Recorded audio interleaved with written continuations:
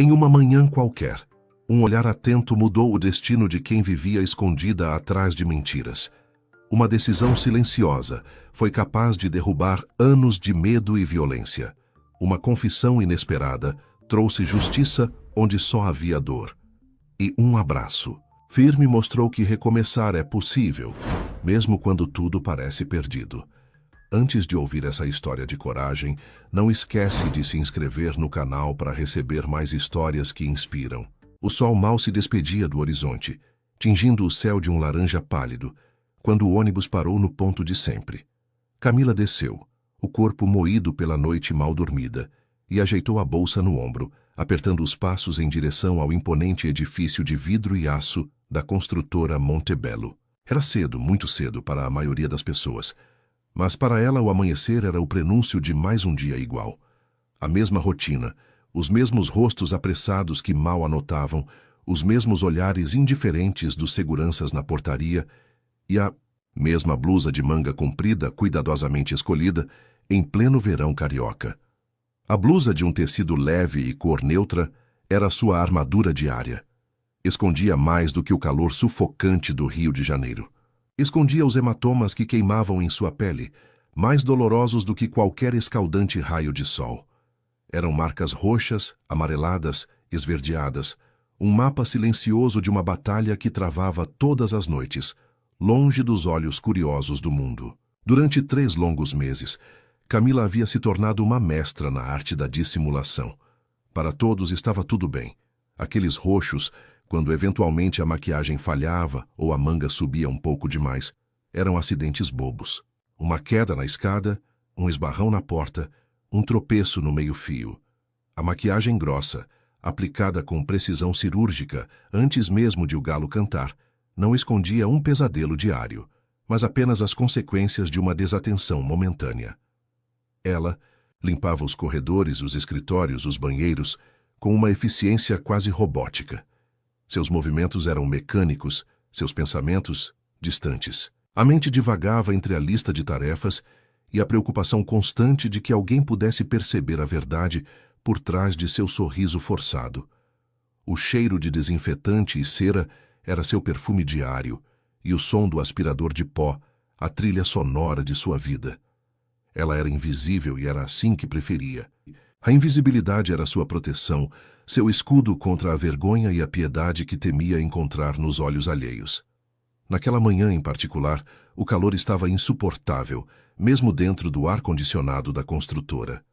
Camila sentia o suor escorrer pelas costas, grudando o tecido da blusa em sua pele sensível. Os hematomas pareciam pulsar, uma dor surda que a acompanhava a cada passo. Ela empurrava o carrinho de limpeza pelo corredor principal do 10º andar, onde ficavam os escritórios da alta gerência. Estava concentrada em polir o chão, os olhos fixos na superfície brilhante, quando um balde de limpeza, deixado de forma desatenta por um colega, surgiu em seu caminho. Um tropeço, um grito abafado, e então, o baque. Camila caiu, o corpo, desabando no chão frio do corredor. A dor nos joelhos e cotovelos recém-atingidos se somou à dor já existente, e uma pontada aguda atravessou seu braço esquerdo. A manga da blusa, que ela sempre mantinha tão bem ajustada, subiu com o impacto, revelando a pele. E foi ali, naquele momento de vulnerabilidade exposta, que o destino interveio. Um par de sapatos de couro lustroso parou ao lado dela. Um cheiro suave de um perfume caro preencheu o ar. Uma mão, forte e bem cuidada, estendeu-se em sua direção. — Você está bem? A voz grave perguntou, carregada de uma preocupação genuína que Camila não ouvia há muito tempo. Ela levantou os olhos, surpresa, e encontrou o olhar penetrante de Ricardo Montebello, o milionário dono da empresa, um homem que ela só conhecia de longe, das fotos em revistas de negócios e dos burburinhos nos corredores. Ele era a personificação do sucesso, da elegância, de um mundo que parecia inatingível. O coração de Camila disparou. O pânico a invadiu. Ela tentou puxar a manga para baixo, mas era tarde demais. O olhar de Ricardo, antes apenas preocupado, endureceu. Ele não precisou de muito tempo. Seus olhos percorreram o braço exposto, e os hematomas em tons vívidos de roxo e azul gritaram tudo o que ela tentava esconder. Eram marcas inconfundíveis, não de uma queda boba, mas de uma violência brutal. Eu estou bem, senhor. Montebello. Foi só um descuido, Camila gaguejou, o rosto queimando de vergonha. Ela tentou se levantar sozinha, desesperada para fugir, para se esconder, para fazer com que aquele momento nunca tivesse acontecido. Eu tropecei no balde. Sou muito desastrada. Ricardo não disse nada. Sua expressão era ilegível, uma mistura de choque e uma dor que parecia antiga. Ele continuou com a mão estendida, firme, esperando que ela a pegasse. Camila hesitou por um segundo, sentindo o peso do olhar dele sobre ela, sobre as marcas que a denunciavam. Finalmente, com a dignidade ferida, ela aceitou a ajuda, sentindo a força da mão dele ao puxá-la para cima. Assim que ficou de pé, puxou a manga para baixo com um movimento brusco, como se pudesse apagar o que ele havia visto. Tem certeza? Que está bem? Ele perguntou novamente, a voz mais suave agora, mas com uma intensidade que a fez tremer. Sim, senhor. Perfeitamente bem. Desculpe o transtorno, ela murmurou, desviando o olhar, querendo apenas desaparecer. Ela se apressou em pegar o balde e o carrinho, fingindo uma pressa que não sentia, apenas para escapar daquele escrutínio. Ricardo a observou se afastar, os olhos fixos no ponto onde a manga da blusa havia subido. Ele sabia. Aqueles não eram hematomas de uma queda. Ele já tinha visto aquilo antes, em uma infância que também conheceu a violência, embora de uma forma diferente, mais velada, mas igualmente dolorosa. Ele reconhecia o padrão, a forma, a cor. Reconhecia o medo nos olhos dela, a pressa em esconder a mentira desesperada. Uma memória antiga, de uma criança encolhida no canto de um quarto, veio à tona e um nó se formou em sua garganta. Mais tarde, naquele dia, Ricardo a viu novamente. Ela estava sentada sozinha no banco de concreto em frente ao prédio, sob a sombra de uma árvore minguada, comendo um sanduíche barato embrulhado em papel manteiga. O rosto dela estava cansado, mas havia uma resiliência silenciosa em seus olhos, mesmo por trás da tristeza. Ela parecia pequena e frágil ali, no meio da agitação da cidade, mas algo nela gritava por ajuda. Naquele momento, enquanto a observava de longe, Ricardo Montebello tomou uma decisão que mudaria tudo. Ele não podia simplesmente ignorar, não podia fingir que não havia visto. A imagem dos hematomas dela se gravou em sua mente, um lembrete doloroso de que a dor existia em todos os cantos, mesmo nos mais inesperados. Ele ia ajudar aquela mulher, mesmo que ela não quisesse, mesmo que ela resistisse. Ele não sabia como, mas faria. Aquele dia, que começou com a rotina monótona e a dor silenciosa de Camila, terminava com a semente de uma revolução plantada no coração de um homem que se recusava a ser indiferente. O jogo havia começado, e as peças, sem que ela soubesse, estavam prestes a se mover. O sol mal se despedia do horizonte, tingindo o céu de um laranja pálido, quando o ônibus parou no ponto de sempre. Camila desceu, o corpo moído pela noite, mal dormida, e ajeitou a bolsa no ombro, apertando os passos em direção ao imponente edifício de vidro e aço da construtora Montebello. Era cedo, muito cedo para a maioria das pessoas, mas para ela o amanhecer era o prenúncio de mais um dia igual. A mesma rotina, os mesmos rostos apressados que mal a notavam, os mesmos olhares indiferentes dos seguranças na portaria e a mesma blusa de manga comprida, cuidadosamente escolhida em pleno verão carioca. Ricardo Montebello não era um homem de impulsos. Cada decisão em sua vida, desde a escolha da faculdade até a expansão de seu império, era calculada, ponderada, analisada sob todos os ângulos. Mas a imagem de Camila, encolhida no chão do corredor, os hematomas em seu braço e o medo em seus olhos, havia atingido uma fibra em seu ser que ele pensava estar dormente há décadas. Aquele dia ele não conseguiu se concentrar em planilhas ou relatórios. Sua mente voltava incessantemente para a cena, para a forma como ela tentava desesperadamente esconder a verdade, para a dignidade ferida em sua postura. Ele conhecia aquela dor, conhecia o silêncio que a acompanhava.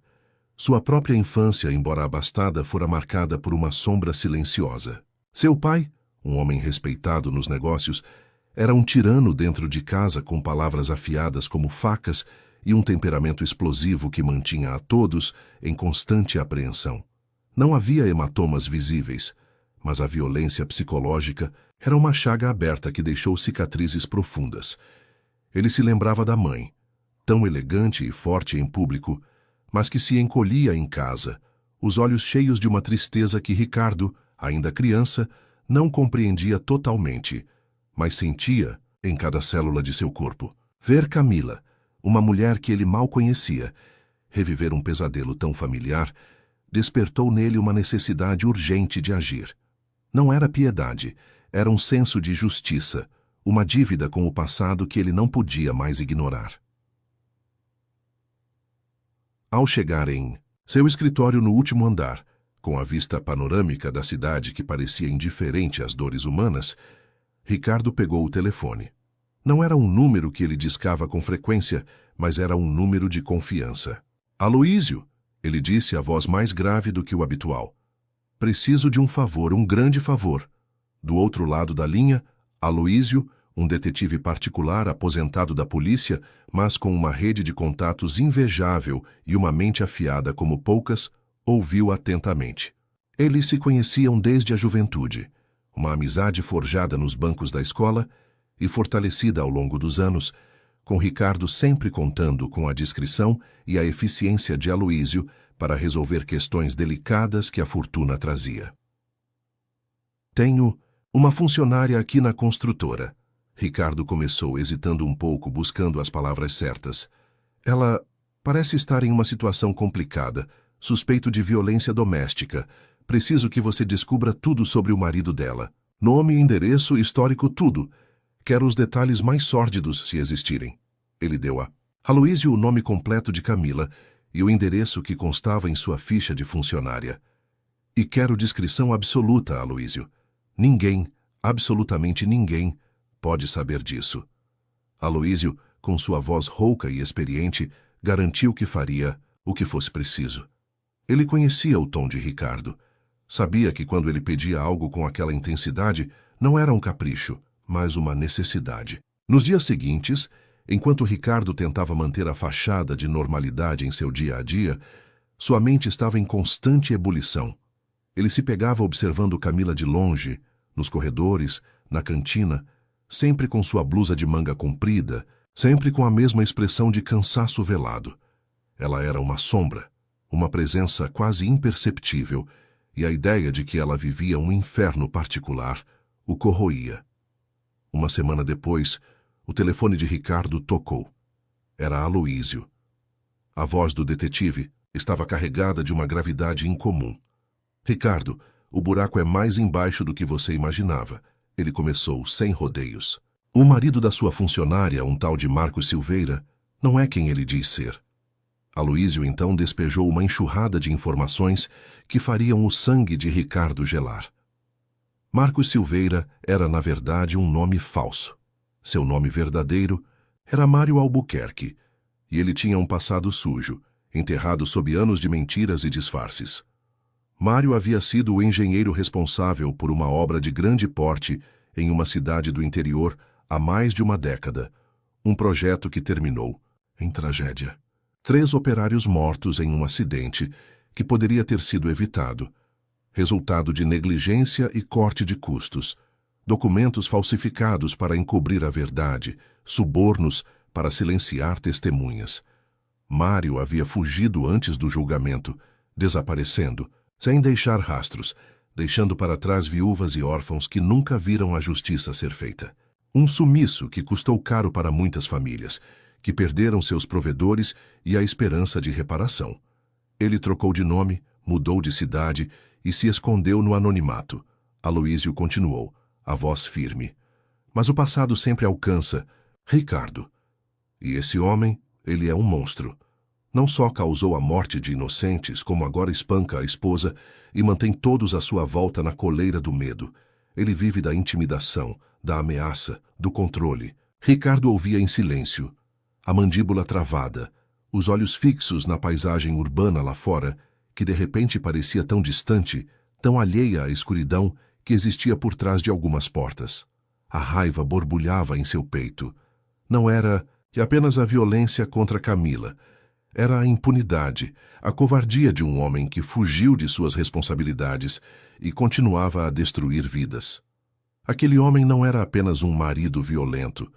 Era um criminoso, um assassino disfarçado, um parasita que se alimentava do medo alheio. Ele trabalha em uma pequena construtora aqui na cidade, um lugar obscuro, sem muita visibilidade, Aloísio informou. Vive de bicos, de pequenos projetos, sempre de olho para não chamar atenção. Mas a ficha dele é extensa, Ricardo. Fraudes, agressões menores, ameaças. Ele é um perigo. A ligação terminou, mas as palavras de Aloísio ecoavam na mente de Ricardo. Aquele homem, Mário Albuquerque, que se escondia sob o nome de Marcos Silveira, estava à solta, impune, e agora, batendo na mulher que ele havia visto com os próprios olhos. Aquele homem mantinha Camila presa em um ciclo de terror, assim como havia feito com as famílias dos operários mortos. Ricardo não deixaria isso continuar. Não mais.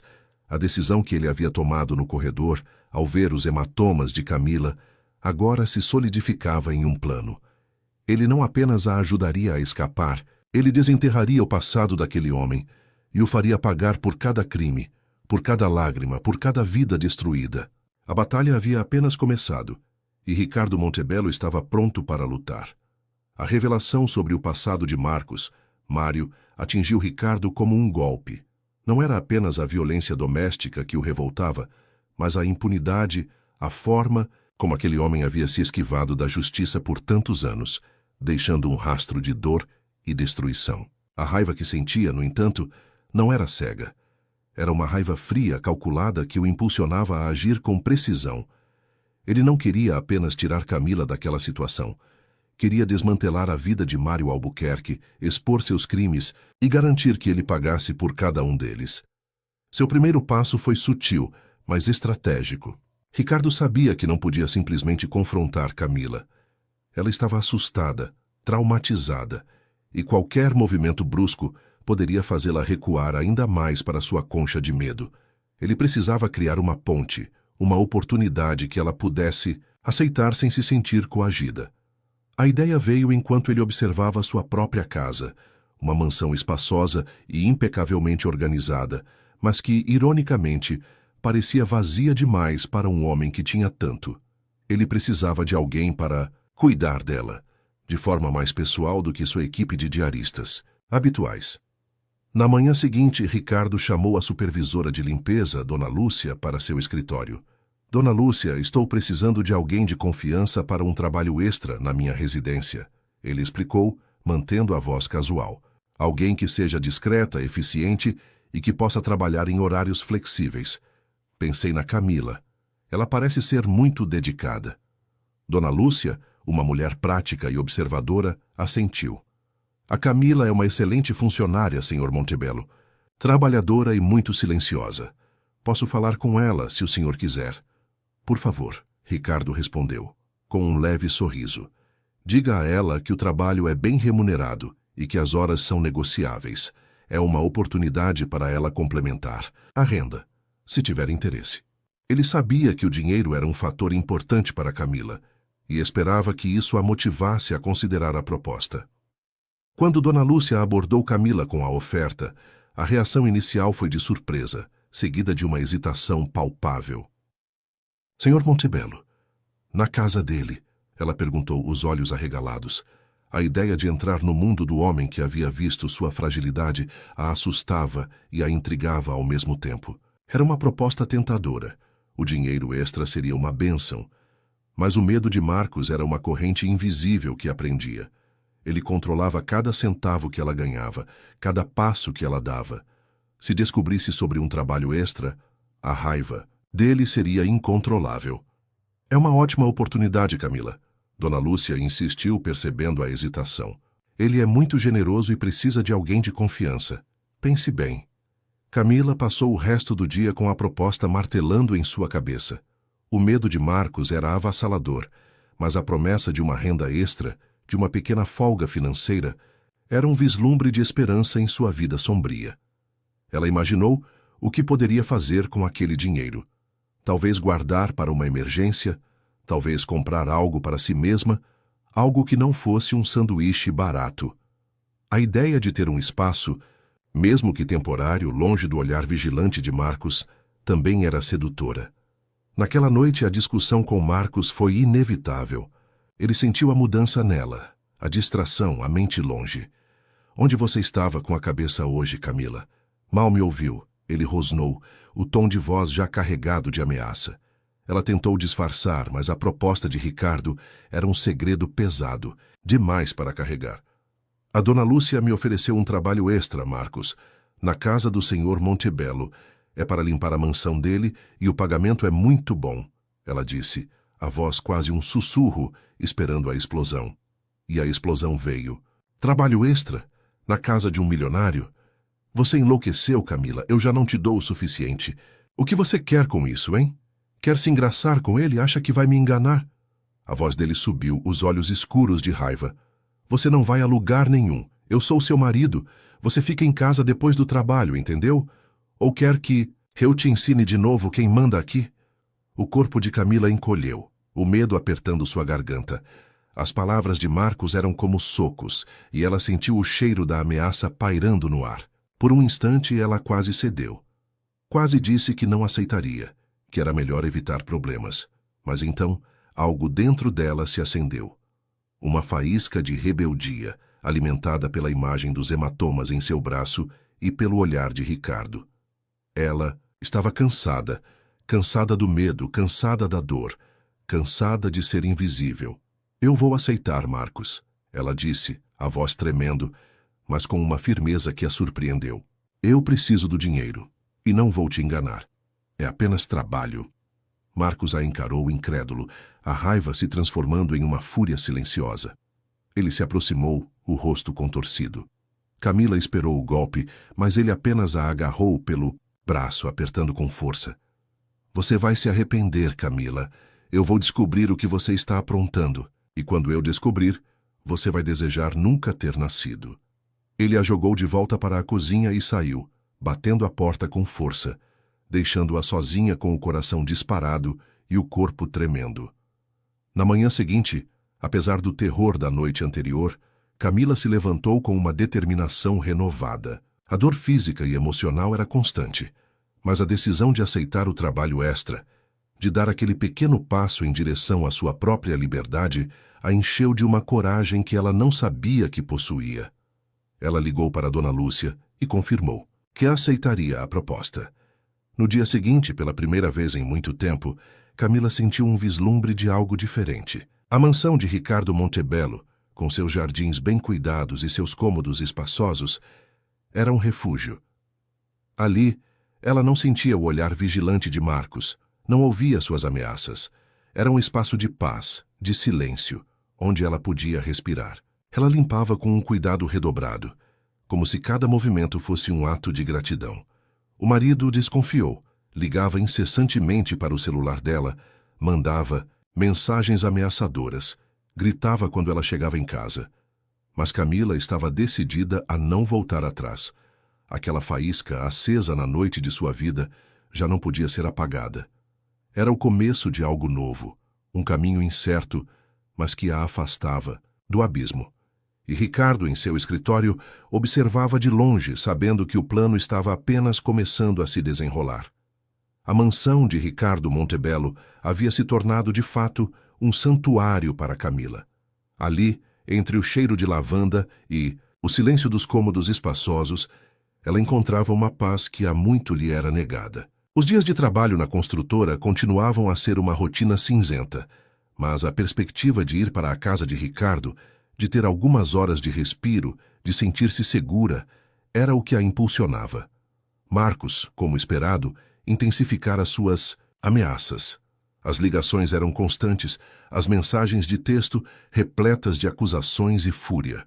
Ele farejava a mudança nela, a pequena chama de independência que começava a brilhar, e isso o enlouquecia. Camila chegava em casa exausta, mas A exaustão física era menor do que o peso do medo que carregava. Ainda assim, ela não recuaria. Ricardo, por sua vez, observava de longe, mas com uma atenção meticulosa. Ele notava a forma como Camila se movia com mais leveza em sua casa, como seus ombros pareciam menos tensos, mesmo que a tristeza ainda pairasse em seus olhos. Ele sabia que o tempo era crucial. Quanto mais ela se sentisse segura, mais forte estaria para enfrentar a verdade que ele precisava revelar. Ele havia instruído sua equipe a tratá-la com o máximo respeito e a garantir que ela tivesse todo o suporte necessário, sem que ela percebesse que havia uma orquestração por trás de tudo. Uma tarde, enquanto Camila limpava a biblioteca, um cômodo repleto de livros e uma atmosfera de calma, Ricardo entrou. Ele não estava ali para supervisionar, mas para iniciar a conversa que mudaria o curso da vida dela. Camila, acostumada à sua presença discreta, apenas assentiu com a cabeça e continuou a passar um pano nos móveis de madeira escura. "Camila, podemos conversar por um instante?" Ricardo perguntou, a voz suave, mas com uma gravidade que a fez parar o que estava fazendo. Ela se virou, o coração batendo mais forte. Era a primeira vez que ele a abordava diretamente, sem ser para dar uma instrução sobre a limpeza. "Sim. Senhor Montebello", ela respondeu, a voz quase um sussurro. Ricardo indicou uma das poltronas de couro e sentou-se na outra, convidando-a a se sentar também.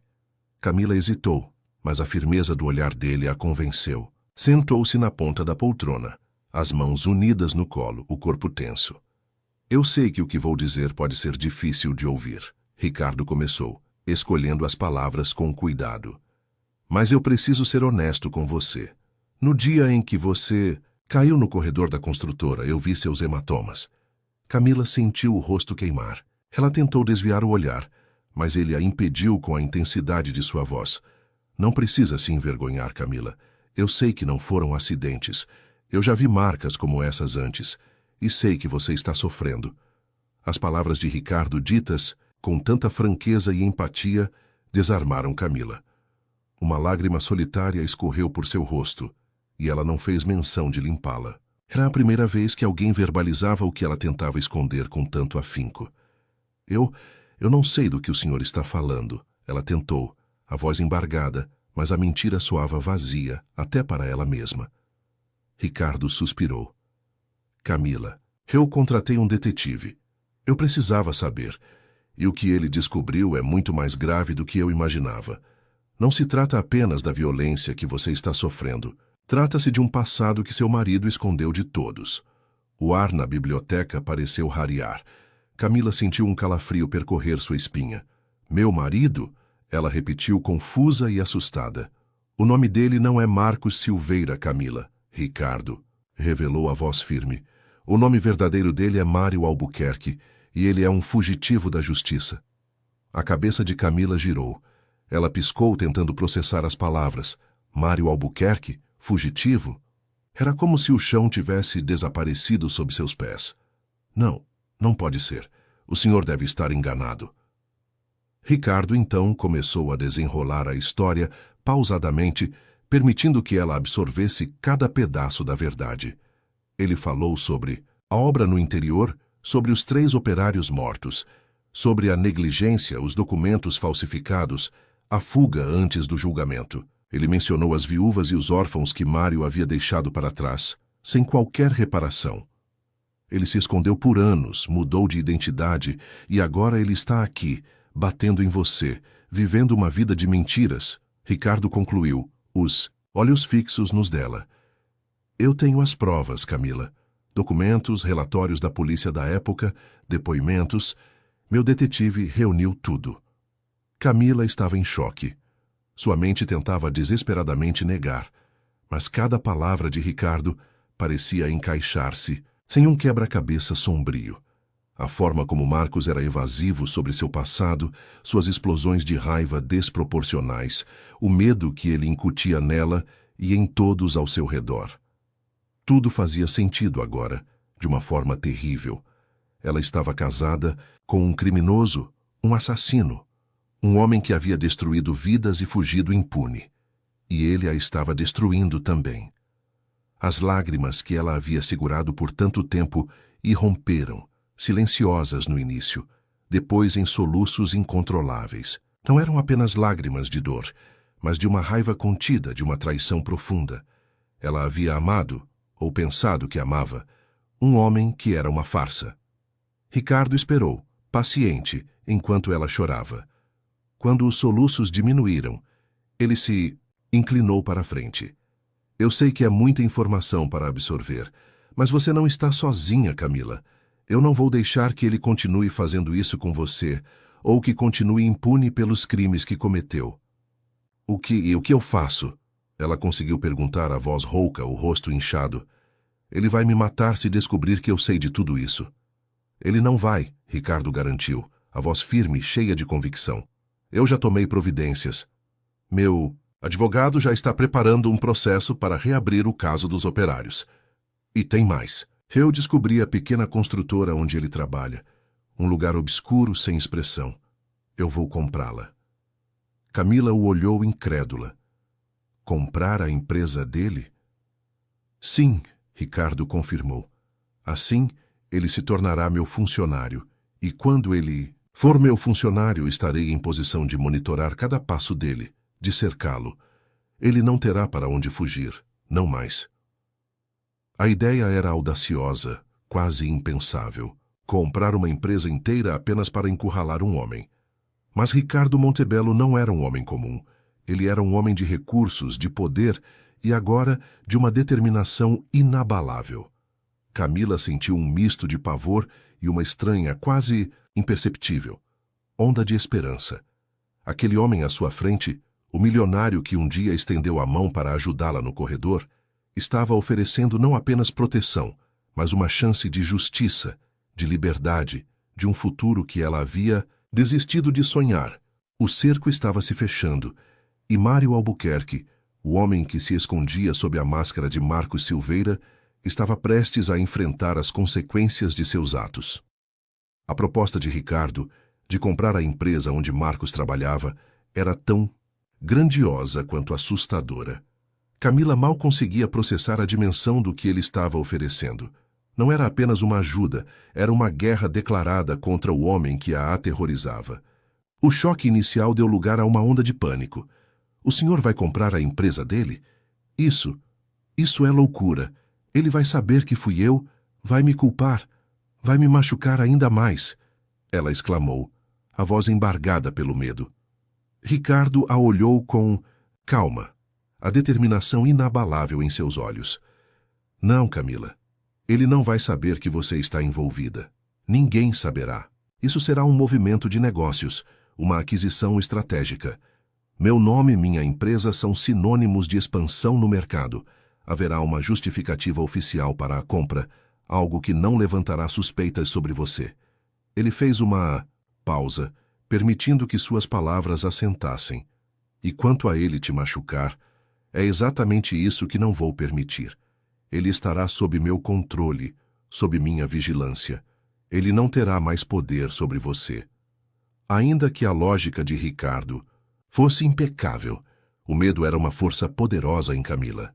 Anos de abuso haviam gravado em sua alma a certeza de que qualquer tentativa de fuga resultaria em mais dor. Mas havia também a promessa de liberdade, de justiça.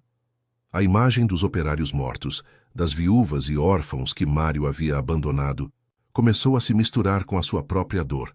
Não era apenas sobre ela, era sobre todas as vítimas daquele homem. Mas como?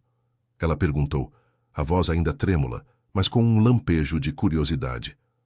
Com agilidade e discrição, Ricardo respondeu. Meu departamento jurídico já está em contato com os proprietários daquela pequena construtora. Eles não são grandes, não têm muito valor de mercado e estão com dificuldades financeiras. Uma oferta generosa e rápida será irrecusável. Em poucos dias, a aquisição estará formalizada. E Mário Albuquerque, ou Marcos Silveira, como ele se autodenomina, se tornará um funcionário da Montebello, sob um novo contrato com novas regras. E foi exatamente isso que aconteceu. Nos dias que se seguiram, Camila observou, atônita, A máquina de Ricardo Montebello em ação.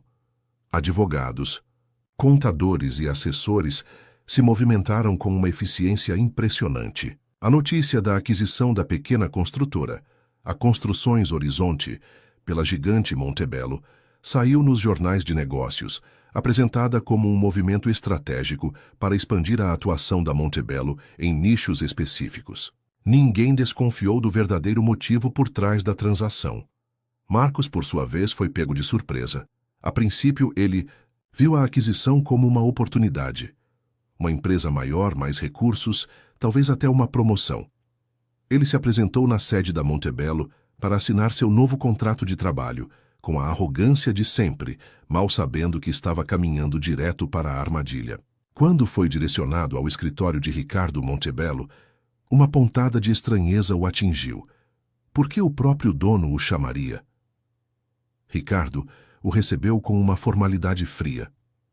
Senhor Silveira, bem-vindo a Montebello, ele disse, sem estender a mão. Seu novo contrato está aqui. Você continuará com suas funções, mas sob a supervisão direta de um de nossos gerentes de projeto.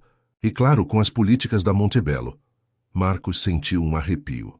Havia algo no olhar de Ricardo, uma intensidade que o fez sentir-se nu, exposto. Ele tentou disfarçar o desconforto. É uma honra, Sr. Montebello. Sempre admirei a sua empresa. Imagino que sim, Ricardo respondeu a voz sem emoção. Assine aqui, por favor. Marcos assinou, sem ler as letras miúdas, apenas querendo sair daquela sala. Ele não sabia que, naquele momento, estava assinando sua própria sentença. Ele era agora um funcionário de quem ele mais temia, embora ainda não soubesse o porquê. A sensação de estar cercado, de ter perdido o controle, começou a se instalar nele. Uma sutil, mas crescente, paranoia. Para Camila, a mudança foi palpável. Marcos chegava em casa mais irritado, mais desconfiado, mas com uma estranha impotência. Ele não podia mais ameaçá-la com a perda do emprego, pois agora o emprego dele dependia do mesmo homem que a estava protegendo. A cada dia, a máscara de Marcos Silveira parecia se rachar um pouco mais, revelando o Mário Albuquerque que se escondia por baixo. Ainda assim, o medo não desapareceu de uma hora para outra. Camila ainda sentia calafrios quando Marcos elevava. A voz ainda se encolhia quando ele se aproximava. As noites eram povoadas por pesadelos e os dias por uma ansiedade constante. Mas agora havia uma diferença crucial. Ela não estava sozinha. Ela tinha Ricardo, que a cada dia que passava, a certeza de que ele a protegeria se consolidava. Ricardo, por sua vez, continuou a agir nos bastidores. O processo para reabrir o caso dos operários avançava. Aloísio, o detetive, estava reunindo mais provas, contatando as famílias das vítimas, preparando o terreno para a tempestade que estava por vir. A aquisição da empresa de Marcos era apenas o primeiro passo, uma forma de imobilizá-lo e impedi-lo de fugir novamente. O próximo passo seria a justiça, e Ricardo estava determinado a garantir que ela fosse feita, não apenas para Camila, mas para todos aqueles que Mário Albuquerque havia ferido. A teia estava sendo tecida, e Marcos, sem saber, estava cada vez mais emaranhado nela. A teia que Ricardo Montebello tecia em torno de Mário Albuquerque, o homem que se escondia sob o nome de Marcos Silveira, começava a apertar. Na construtora, Montebello, Marcos sentia-se como um peixe fora d'água. Acostumado à obscuridade e à falta de supervisão de sua antiga empresa, ele agora estava sob o escrutínio constante de gerentes e supervisores. Ricardo havia dado instruções claras. Marcos deveria ser monitorado de perto, cada passo, cada projeto, cada interação. Não havia espaço para negligência, para desvios, para a vida fácil que ele levava. A pressão era implacável, e a paranoia de Marcos crescia a cada dia. Ele sentia olhos sobre ele, sussurros em sua volta, embora não pudesse provar nada. Em casa, a frustração de Marcos se transformava em fúria contida. Ele não podia mais ameaçar Camila com a perda do emprego, pois o seu próprio emprego estava nas mãos do homem que misteriosamente parecia protegê-la. Suas tentativas de controle tornaram-se mais desesperadas, mas menos eficazes. As ligações continuavam. As mensagens de texto eram ainda mais agressivas, mas Camila aos poucos começava a desenvolver uma casca. Ela ainda sentia medo, um frio na espinha que a acompanhava, mas a certeza de que Ricardo estava agindo lhe dava uma coragem que ela não sabia que possuía. As horas passadas na mansão de Ricardo eram um bálsamo. Ali, ela podia respirar. Ricardo, discreto, mas sempre atento, garantia que ela tivesse um ambiente seguro. Ele havia instruído sua equipe a oferecer-lhe pequenas gentilezas. Um copo d'água em um dia quente, um casaco quando o ar-condicionado estava forte demais, um sorriso amigável. Eram gestos simples, mas que para Camila, acostumada à indiferença e à hostilidade, eram como gotas de orvalho no deserto.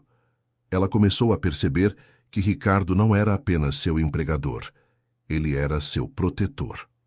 Uma tarde, enquanto Camila arrumava alguns documentos na sala de estar, Ricardo entrou. Ele carregava uma pasta e parecia pensativo. "Camila", ele disse, a voz suave, "meu advogado me informou que o processo para reabrir o caso dos operários está avançando bem. Eles já conseguiram localizar algumas das famílias e estão reunindo novos depoimentos." Camila sentiu um arrepio. A menção do caso daquele passado sombrio de Marcos era um lembrete constante da gravidade da situação. Isso é bom, Sr. Montebello", ela respondeu, a voz fraca. "Mas, e se ele descobrir?" Ricardo se aproximou e, pela primeira vez, sentou-se na poltrona à frente dela, não como um chefe, mas como alguém que queria oferecer conforto. "Ele não vai descobrir por nós, Camila. E mesmo que descubra, ele não terá para onde fugir. Ele está sob nossa vigilância, e você estará segura."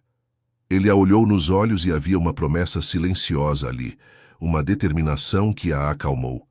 "Você está se alimentando bem? Dormindo?"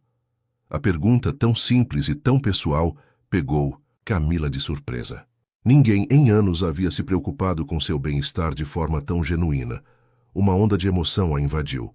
"Eu estou tentando", ela respondeu, a voz embargada.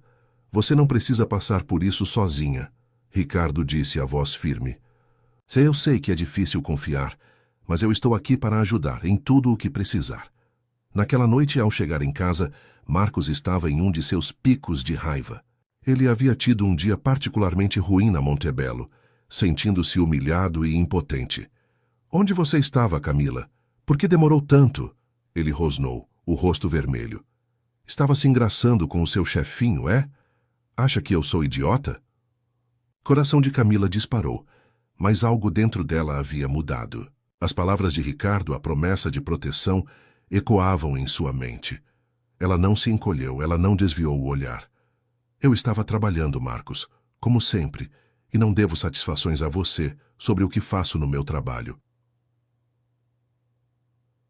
A resposta dela o pegou de surpresa. Marcos a encarou, os olhos arregalados, não acostumado a tal desafio. Por um instante ele pareceu hesitar, a mão levantada, mas sem a convicção de antes. A raiva ainda estava lá, mas algo em Camila, uma nova força, o fez recuar.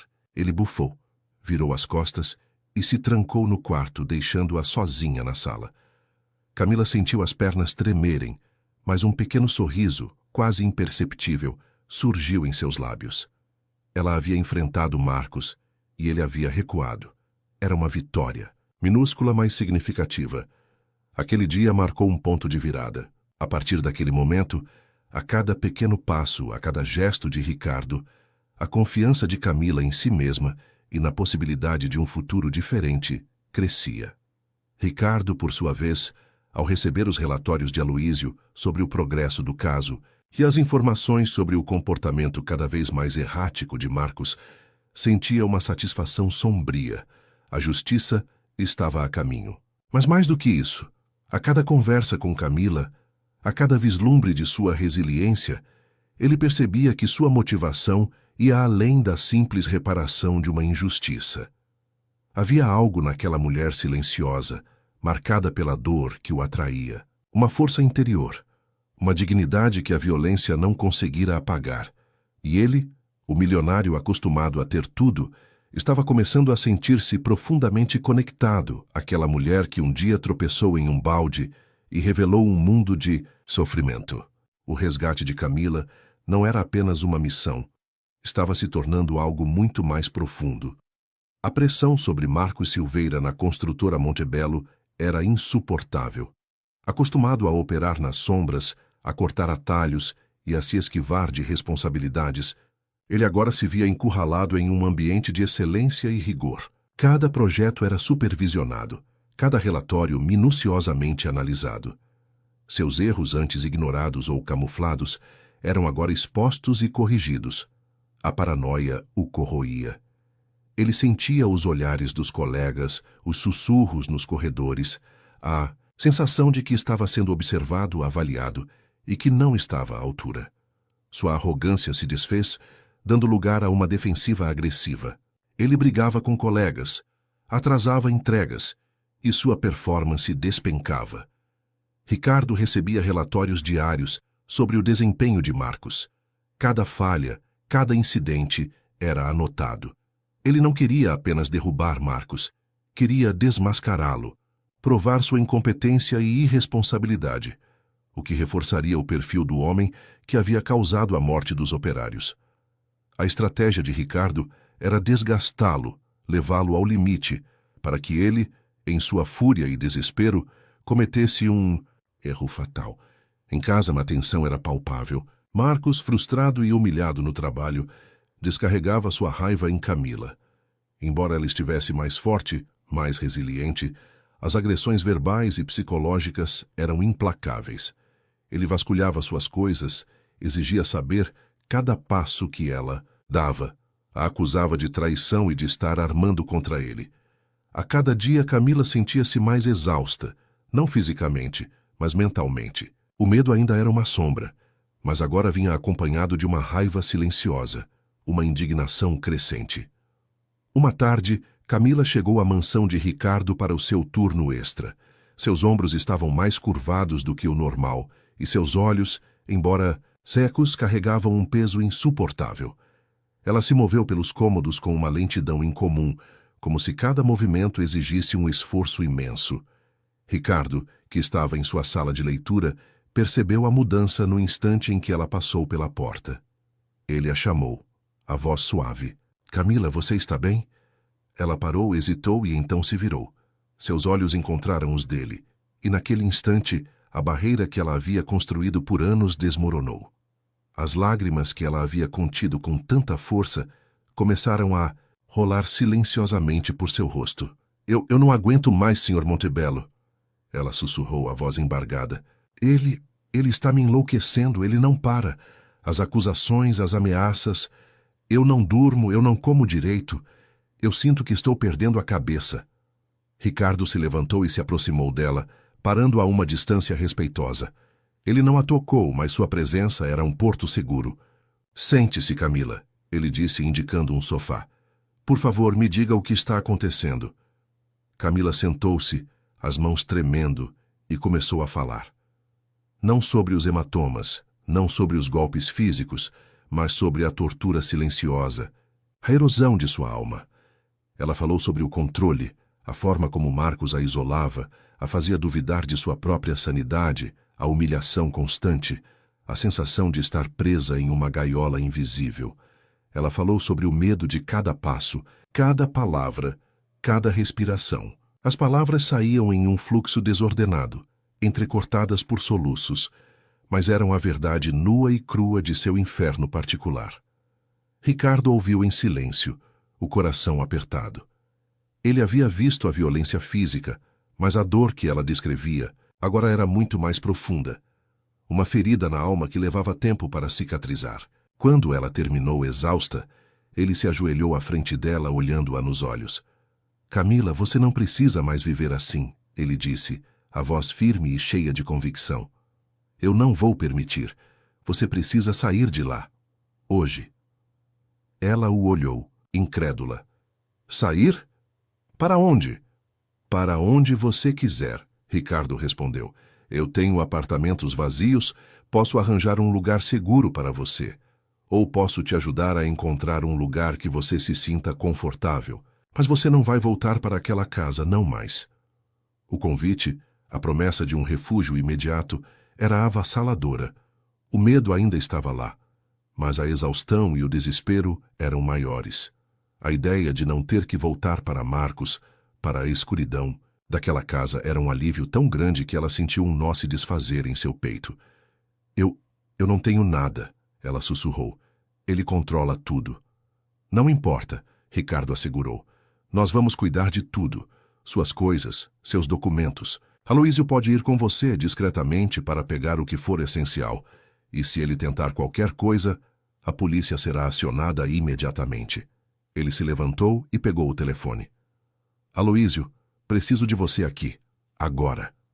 Enquanto Aloísio se dirigia à mansão, Ricardo explicou a Camila o plano. Aloísio a acompanharia até a casa, garantiria sua segurança enquanto ela pegava o essencial e a levaria para um dos apartamentos de Ricardo, um lugar seguro e discreto onde ela poderia recomeçar. Camila, ainda em choque, assentiu. A decisão, embora assustadora, era a única saída. Ela estava finalmente dando o passo mais importante de sua vida. Aquele dia, ela não apenas limpou a casa de Ricardo Montebello, ela limpou a si mesma de um pesadelo. E Ricardo, ao vê-la partir com Aloísio, sentiu um peso sair de seus próprios ombros. O cerco estava completo. A justiça estava prestes a ser servida, e Camila estava finalmente segura. O próximo passo seria o confronto final.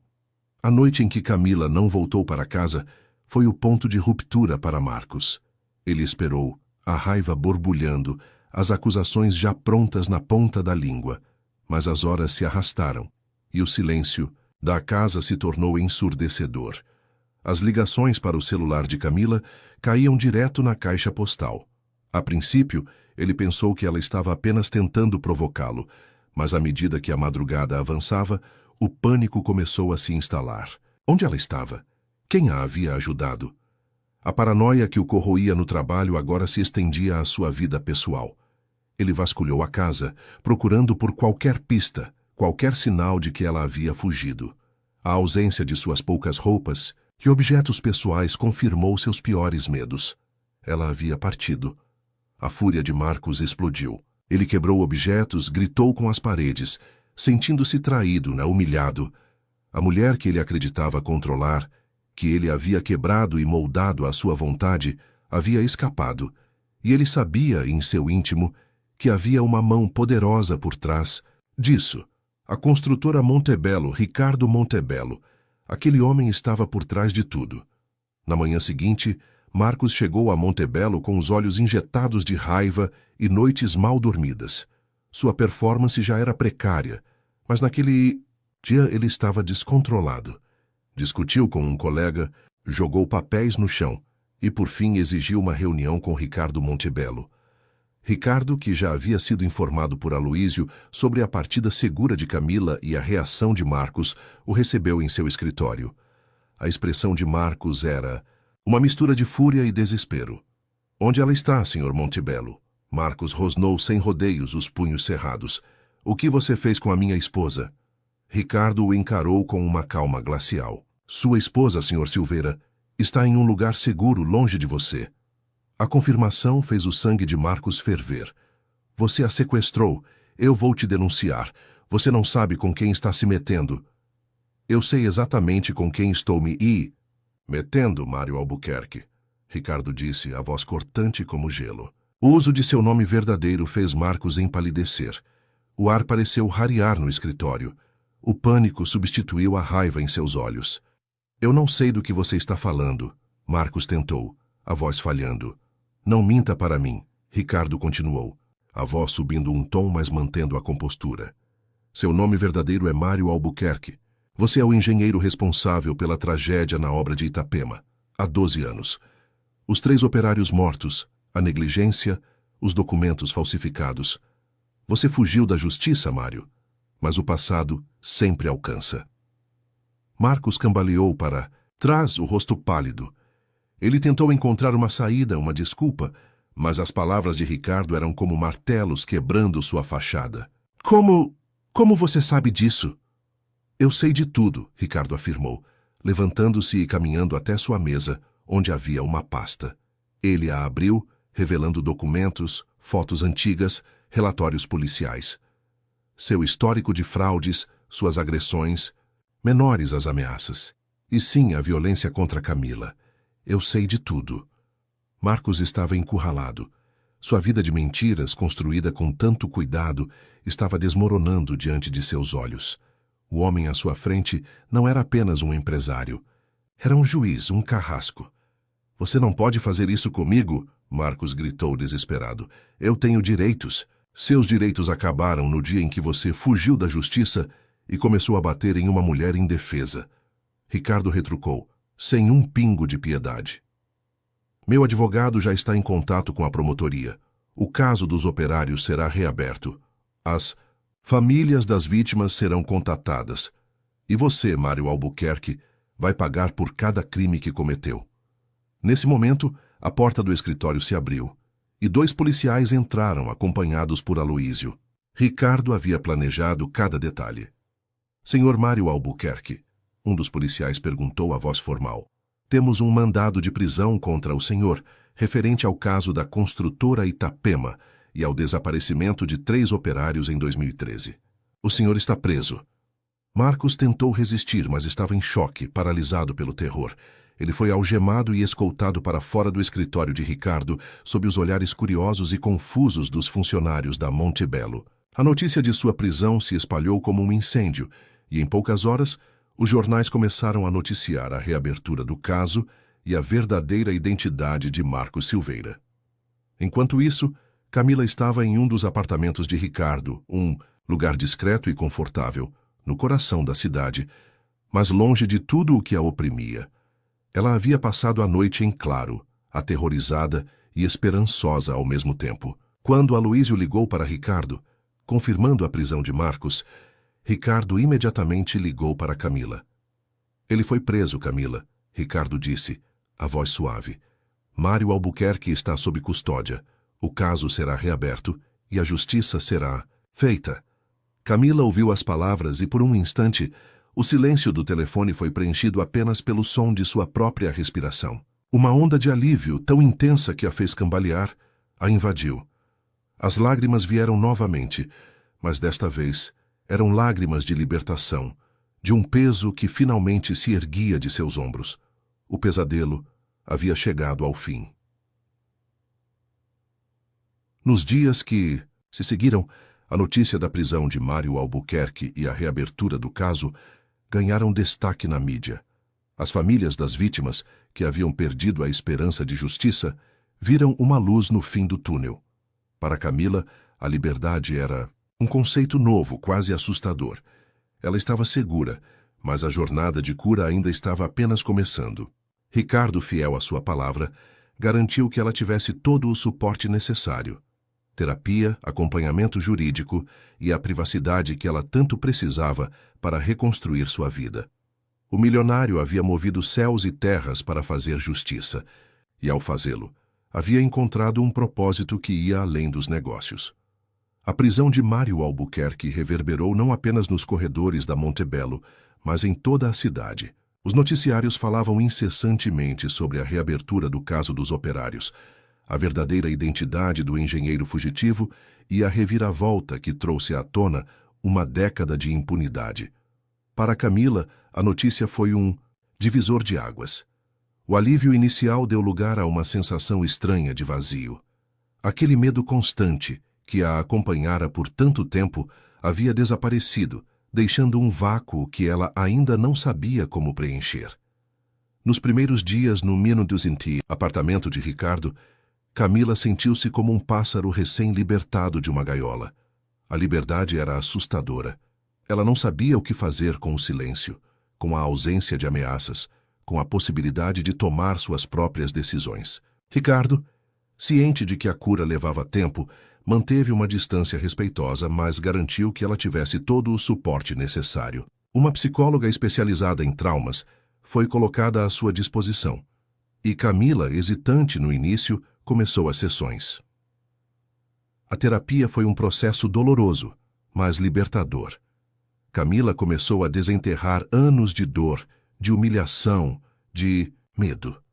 Ela falou sobre a infância difícil, a busca por afeto que a levou a Marcos e a lenta e cruel erosão de sua autoestima. A psicóloga a ajudou a entender que a culpa não era dela, que ela era uma sobrevivente e que a força que a manteve de pé, mesmo nos momentos mais sombrios, era uma prova de sua resiliência.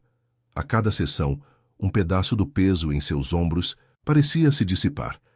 Ricardo, por sua vez, continuava a monitorar o progresso do caso de Mário Albuquerque.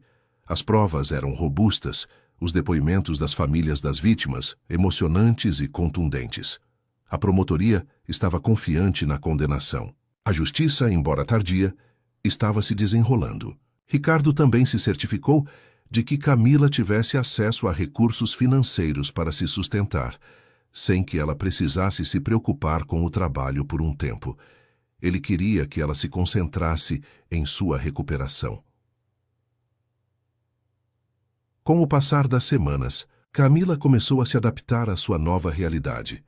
Ela explorava o apartamento, preparava suas próprias refeições, lia livros que Ricardo deixava para ela. Pequenas coisas que antes eram impossíveis. Ela começou a fazer caminhadas no parque próximo, sentindo o sol em seu rosto, o vento em seus cabelos, e cada passo era um ato de liberdade. Aos poucos, a sombra em seus olhos começou a diminuir, substituída por um brilho tênue de esperança.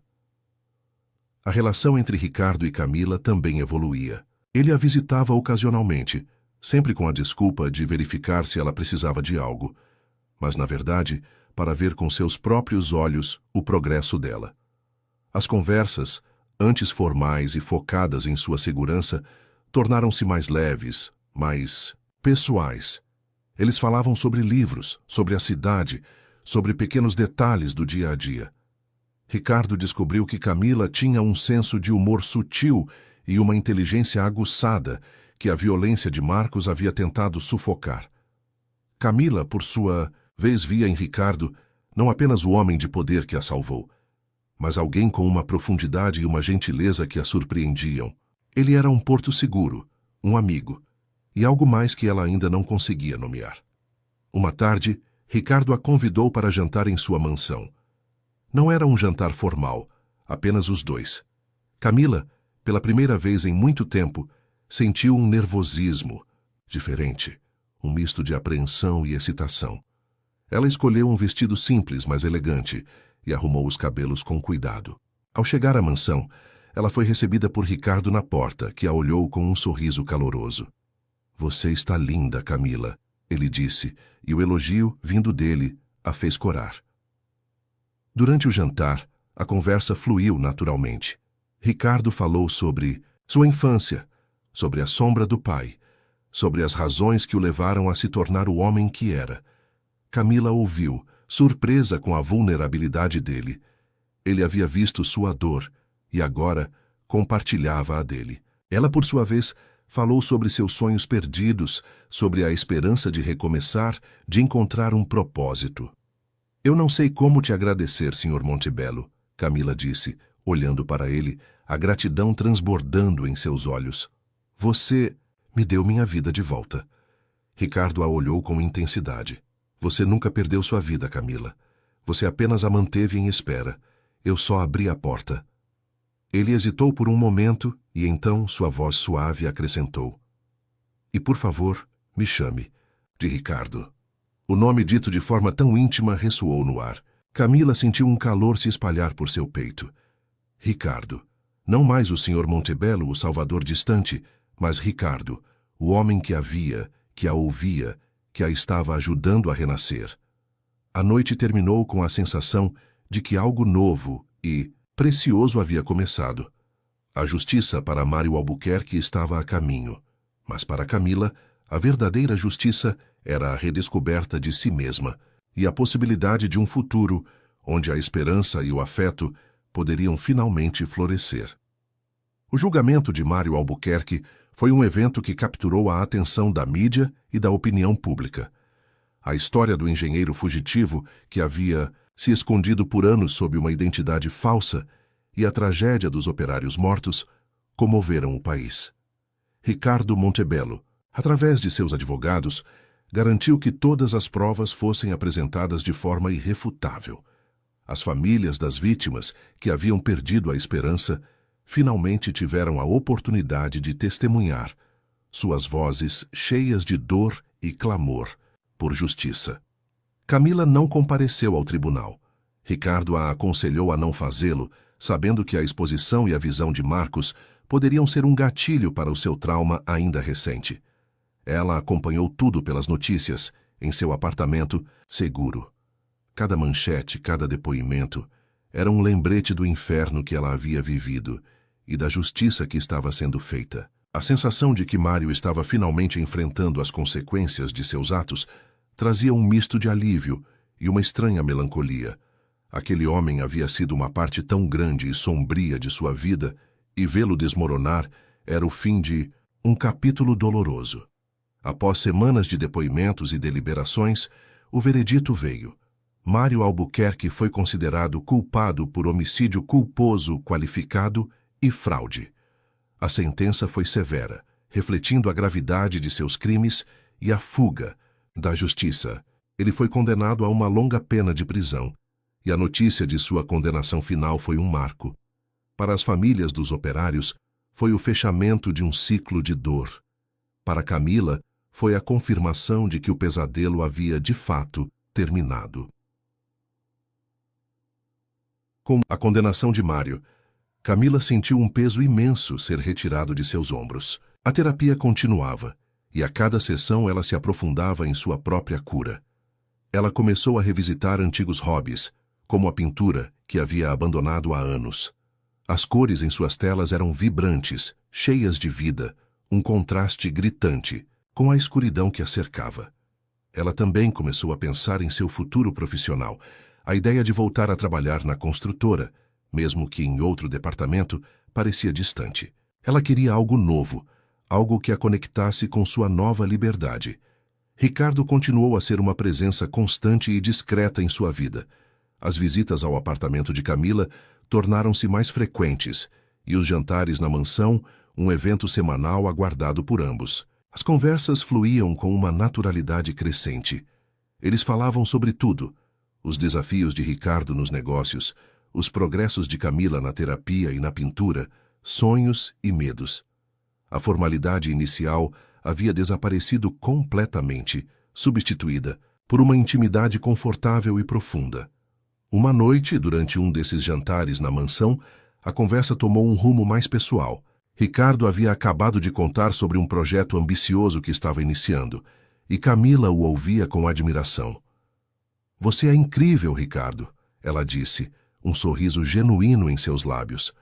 "A forma como você consegue transformar as coisas, como você luta pelo que acredita. Eu nunca conheci alguém assim."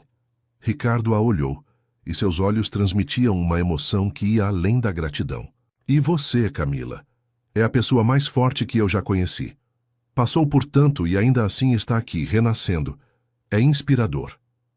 Ele fez uma pausa, e o silêncio preencheu o espaço entre eles, carregado de sentimentos não ditos. Eu me importo muito com você, Camila." Camila sentiu o coração acelerar. Aquelas palavras ditas com tanta sinceridade a atingiram profundamente. Ela havia se acostumado à proteção de Ricardo, à sua gentileza, mas nunca havia ousado pensar em algo mais. O medo de se machucar novamente, de confiar, ainda era uma barreira, mas o olhar dele era tão puro, tão sincero. "Eu também me importo com você, Ricardo", ela respondeu, a voz quase um sussurro. "Mais do que eu consigo expressar." Ricardo estendeu a mão sobre a mesa e tocou a dela. O toque foi leve, mas carregado de significado. "Eu sei que você passou por muita coisa, e eu não quero apressar nada, mas eu quero que você saiba que, se um dia você estiver pronta, eu estarei aqui, para o que der e vier." Camila olhou para a mão dele sobre a sua, sentindo o calor e a segurança que emanavam dele. As cicatrizes invisíveis de seu passado ainda estavam lá, mas a presença de Ricardo, sua paciência e sua bondade estavam começando a curá-las. Ela ergueu os olhos para ele, e um sorriso terno, cheio de uma nova esperança, desabrochou em seu rosto. Eu acho que... Eu estou começando a estar pronta, Ricardo, ela disse, a voz cheia de uma emoção que a surpreendeu. Naquele momento, sob as luzes suaves da sala de jantar, cercados pela arte e pelo silêncio da mansão que se tornara seu refúgio, Camila e Ricardo deram um passo adiante. A justiça havia sido feita. O passado estava sendo deixado para trás, e um futuro antes impensável começava a se desenhar, promissor e cheio de possibilidades. A jornada de cura de Camila não era apenas sobre superar a dor, era sobre descobrir o amor e a felicidade que ela merecia. Os dias que se seguiram àquela noite no jantar foram marcados por uma nova fase na relação entre Camila e Ricardo. A barreira da formação